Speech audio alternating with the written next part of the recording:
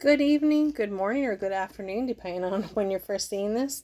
I appreciate you signed into the channel today, either for the first time or repeating, as we're continuing on and finishing Job today. But before we begin with the next chapter, Father, as I read and receive your word, may it deeply be rooted in me, so when difficulty comes, it will be your word that encourages and strengthens me. Amen. So we're going to start at chapter 36 today. Elihu continued speaking. Let me go on, and I will show you the truth of what I am saying. For I have not finished defending God. I will give you many illustrations of the righteousness of my Creator. I am telling you the honest truth, for I am a man of well-rounded knowledge. God is mighty, yet he does not despise anyone. He is mighty in both power and understanding. He does not let the wicked live, but gives justice to the afflicted. His eyes never leave the innocent, but he establishes and exalts them with kings forever. If troubles come upon them and they are enslaved and afflicted, he takes the trouble to show them the reason. He shows them their sins, for they have behaved proudly. He gets their attention and says they must turn away from evil. If they listen and obey God, then they will be blessed with prosperity throughout their lives. All their years will be pleasant, but if they refuse to listen to him, they will perish in battle and die from lack of understanding. For the godless are full of resentment. Even when he punishes them, they refuse to cry out to him for their help. They die young after wasting their lives in immoral living. But by means of their suffering, he rescues those who suffer, for he gets their attention through adversity. God has led you away from danger, giving you freedom. You have prospered in a wide and pleasant valley, but you are too obsessed with judgment on the godless. Don't worry, justice will be upheld. But watch out, or you may be seduced with wealth. Don't let yourself be bribed into sin.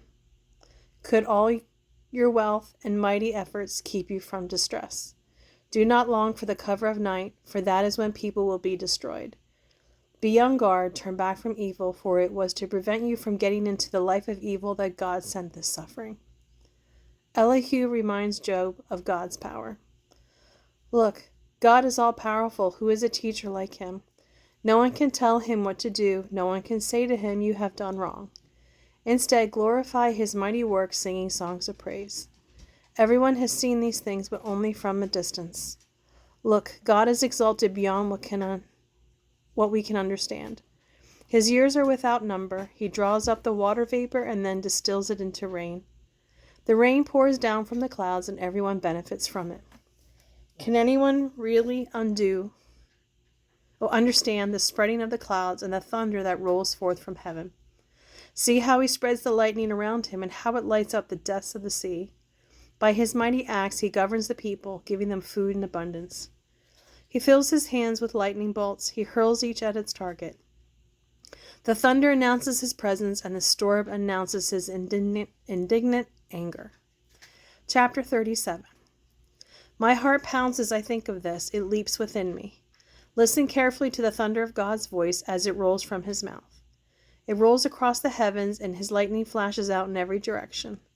Then comes the roaring of the thunder, the tremendous voice of his majesty. He does not restrain the thunder when he speaks. God's voice is glorious in the thunder. We cannot comprehend the greatness of his power. He directs the snow to fall on the earth and tells the rain to pour down.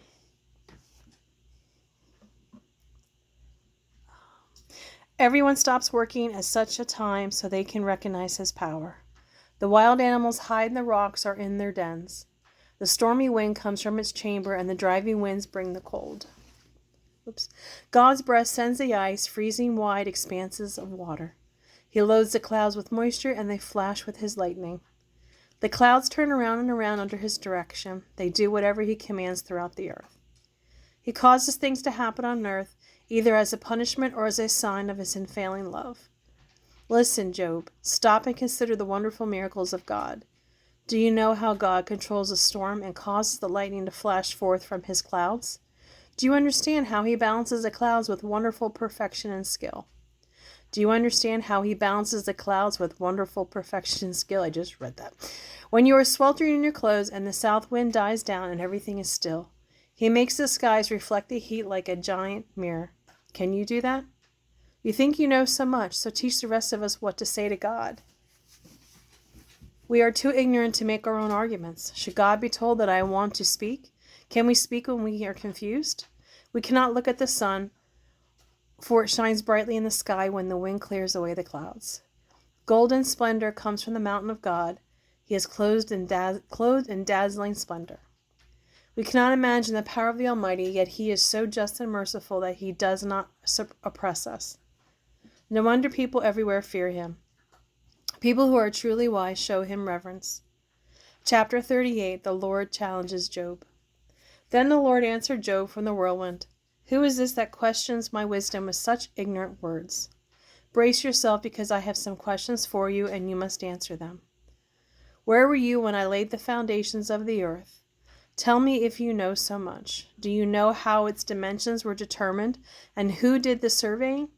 What supports its foundations, and who laid its cornerstones, as the morning stars sang together and all the angels shouted for joy? Who defined the boundaries of the sea as it burst from the womb, and as I clothed it with clouds and thick darkness? For I locked it behind barred gates, limiting its shores. I said, thus far and no farther will you come. Here your proud waves must stop. Have you ever commanded the morning to appear and caused the dawn to rise in the east?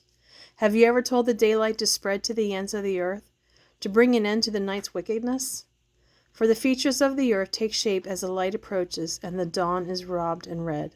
The light disturbs the haunts of the wicked, and it stops the arm that is raised in violence. Have you explored the springs from which the seas come? Have you walked about and explored their depths? Do you know where the gates of death are located? Have you seen the gates of utter gloom? Do you realize the extent of the earth? Tell me about it if you know. Where does the light come from, and where does the darkness go? Can you take it to its home? Do you know how to get there? But of course you know all this, for you were born before it was all created, and you are so very experienced. Have you visited the treasuries of the snow? Have you seen where the hail is made and stored? I have reserved it for the time of trouble, for the day of battle and war. Where is the path of the origin of light? Where is the home of the east wind? Who created a channel for the torrents of rain? Who laid out the path for the lightning? Who makes the rain fall on barren land in a desert where no one lives? Who sends the rain that satisfies the parched ground and makes the tender grass spring up? Does the rain have a father? Where does dew come from? Who is the mother of the ice? Who gives birth to the frost from the heavens? For the water turns the ice as hard as rock, and the surface of the water freezes. Can you hold back the movements of the stars? Are you able to restrain the Pleiades or Orion? Can you ensure the proper sequence of the seasons, or guide the constellation of the Bear with her cubs across the heavens? Do you know the laws of the universe and how God rules the earth? Can you shout to the clouds and make it rain? Can you make lightning appear and cause it to strike as you direct it? Who gives intuition and instinct? Who is wise enough to count all the clouds? Who can tilt the water jars of heaven, turning the dry dust of clumps to mud? Can you stalk prey for a lioness and satisfy the young lion's appetite, as they lie in their dens and crouch in the thicket? Who provides food for the ravens when their young cry out to God as they wander about in hunger? Chapter 39, the Lord's challenge continues. Do you know when the mountain goats give birth? Have you watched as the wild deer are born? Do you know how many months they carry their young? Are you aware of the time of their delivery? They crouch down to give birth to their young and deliver their offspring. Their young grow up in the open fields, then leave their parents and never return. Who makes the wild donkeys wild? I have placed it in the wilderness. Its home is the wasteland. It hates the noise of the city, and it has no driver to shout at it. The mountains are its pasture land, where it searches for every blade of grass. Will the wild ox consent to being tamed? Will it stay in your stall? Can you hitch a wild ox to a plow? Will it plow a field for you? Since it is so strong, can you trust it? Can you go away and trust the ox to do your work? Can you rely on it to return, bringing your grain to the thrashing floor? The ostrich flaps her wings grandly, but they are no match for the feathers of the stork. She lays her eggs on top of the earth, letting them be warmed in the dust. She doesn't worry about a foot that might crush them or a wild animal might destroy them. She is harsh toward her young as if they were not her own. She is unconcerned though they die. For God has deprived her of wisdom. He has given her no understanding. But whenever she jumps up to run, she passes the swiftest horse with its rider. Have you given the horse its strength, or clothed its neck with a flowing mane? Did you give it the ability to leap forward like a locust? Its majestic snorting is something to hear. It paws the earth and rejoices in its strength. When it charges to war, it is unafraid. It does not run from the sword. The arrows rattle against it, and the spear and javelin flash. Fiercely it paws the ground and rushes forward into battle when the trumpet blows. It snorts at the sound of the bulge. It senses the battle even at a distance. It quivers at the noise of battle and the shout of the captain's commands. Are you the one who makes the hawk soar and spread its wings to the south? Is it at your command that the eagle rises to the heights to make its nest? It lives on the cliffs, making its home on a distant rocky crag. From there it hunts its prey, keeping watch with piercing eyes. Its nestlings gulp down blood, for it feeds on the carcasses of the slaughtered. Trying to think, do I have enough time? Well, this is going to just be a long video, I guess. Chapter 40. Then the Lord said to Job, do you still want to argue with the Almighty? You are God's critic, but do you have the answers? Job responds to the Lord. Then Job replied to the Lord, I am nothing. How could I ever find the answers? I will put my hand over my mouth in silence. I have said too much already. I have nothing more to say. The Lord challenges Job again. Then the Lord answered Job from the whirlwind. Brace yourself, because I have some questions for you, and you must answer them. Are you going to discredit my justice and condemn me so you can say you are right? Are you as strong as God, and can you thunder with a voice like his? All right, then, put on your robes of state, your majesty and splendor. Give vent to your anger. Let it overflow against the proud. Humiliate the proud with a glance. Walk on the wicked where they stand. Bury them in the dust. Imprison them in the world of the dead. Then even I would praise you, for your own strength would save you. Take a look at the mighty hippopotamus. I made it just as I made you. It eats grass like an ox. See its powerful loins and the muscles of its belly. Its tail is as straight as a cedar. The sinews of its thighs are tightly knit together. Its bones are tubes of bronze. Its limbs are bars of iron. It is a prime example of God's amazing handiwork. Only its creator can threaten it. The mountains offer it their best food, where all the wild animals play. It lies down under the lotus plants, hidden by the reeds. The lotus plants give it shade among the willows beside the stream. It is not disturbed by raging rivers, not even when the swelling Jordan rushes down upon it. No one can catch it off guard or put a ring in its nose and lead it away. Chapter 41. The Lord's challenge continues. Can you catch a crocodile with a hook or put a noose around its jaw? Can you tie with a rope through the nose or pierce its jaw with a spike? Will it beg you for mercy or implore you for pity? Will it agree to work for you? Can you make it your slave for life? Can you make it pet like a bird, or give it to your little girls to play with? Will merchants try to buy it? Will they sell it in their shops? Will its hide be hurt by darts or its head by a harpoon? If you lay a hand on it, you will never forget the battle that follows, and you will never try it again. No, it is useless to try to capture it. The hunter who attempts it will be thrown down, and since no one dares to disturb the crocodile, who would dare to stand up to me?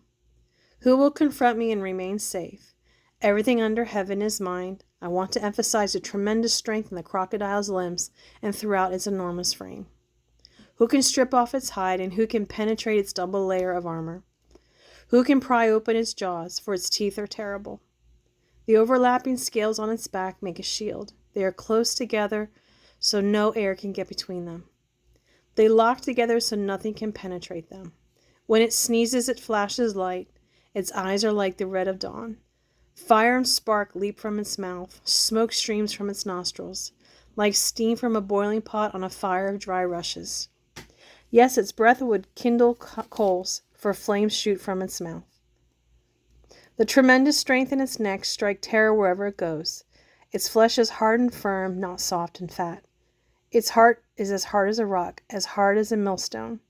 When it rises, the mighty are afraid, gripped by terror. No sword can stop it, nor spear, nor dart, nor pointed shaft. To the crocodile, iron is nothing but straw, and bronze is rotten wood. Arrows could not make it flee. Stones shot from a sling are as ineffective as straw. Clubs do no good, and it laughs at the swish of the javelins. Its belly is covered with scales as sharp as glass. They tear up the ground as it drags through the mud. The crocodile makes the water boil with its commotion. It churns the depths. The water glistens in its wake. One would think the sea had turned white. There is nothing else so fearless anywhere on earth. Of all the creatures, it is the proudest. It is the king of beasts. Chapter 42. Job responds to the Lord. Then Job replied to the Lord, I know that you can do anything, and no one can stop you. You ask, who is that questions my wisdom with such ignorance? It is I. And I was talking about things I did not understand, things far too wonderful for me. You said, listen and I will speak. I have some questions for you, and you must answer them. I have heard about you before, but now I have seen you with my own eyes. I take back everything I said, and I sit in dust and ashes to show my repentance. Conclusion. The Lord blesses Job. After the Lord had finished speaking to Job, he said to Elihu the Temanite, I am angry with you and with your 2 friends, for you have not been right in what you said about me, as my servant Job was. Now take 7 young bulls and 7 rams, and go to my servant Job, and offer a burnt offering for yourselves. My servant Job will pray for you, and I will accept his prayer on your behalf. I will not treat you as you deserve, for you have not been right in what you said about me, as my servant Job was. So Eliphaz the Temanite, Bildad the Shuhite, and Zophar the Naamathite did as the Lord commanded them, and the Lord accepted Job's prayer. When Job prayed for his friends, the Lord restored his fortunes. In fact, the Lord gave him twice as much as before. Then all his brothers, sisters, and former friends came and feasted with him in his home. And they consoled him and comforted him because of all the trials of the Lord had brought against him. And each of them brought him a gift of money and a gold ring. So the Lord blessed Job in the second half of his life even more in the beginning. For now he had 14,000 sheep, 6,000 camels, 1,000 teams of oxen, and 1,000 female donkeys. He also gave Job 7 more sons and 3 more daughters. He named his first daughter Jemimah, the second Kezia, and the third Karen Hapuch. In all the land there were no other women as lovely as the daughters of Job, and their father put them in his will along with their brothers. Job lived 140 years after that, living to see 4 generations of his children and grandchildren. Then he died an old man who had lived a long, good life. So as a recap, Job, the author is unknown. Date was 10th century BC. The content is this long poem deals with one of humanity's deepest problems. How to explain sin and suffering, if there is a God powerful enough to do something about them. The book begins with 3 sets of speeches given by Job's friends, Eliphaz, Bildad, and Zophar. Each one tries to explain Job's misery in a different way. A 4th man, Elihu, tries to summarize the situation, offering yet another explanation of why Job is suffering. Finally, the Lord himself speaks to Job, and Job recognizes that we do not so much need answers to life's problems as we need God himself. Job is then healed and given far more material and spiritual wealth than he had before. The theme as a repeating message in this book is our need to trust God. We simply do not have enough knowledge to explain why things happen the way they do. It is possible to rise above our limitations by trusting in God, because God does know why everything happens and will work situations to the benefit of those who love him. When we have nothing left but God, God is enough. Well, thank you so much for joining me. I know it's a little longer than usual, but I didn't want to stop midway. We are going to begin Psalms next, and that appears to be a very long book. So we're going to be on that one for a while. So anyway, I hope you have a great evening, a good day, whenever you're watching this, and have a blessed day. And until the next time, bye.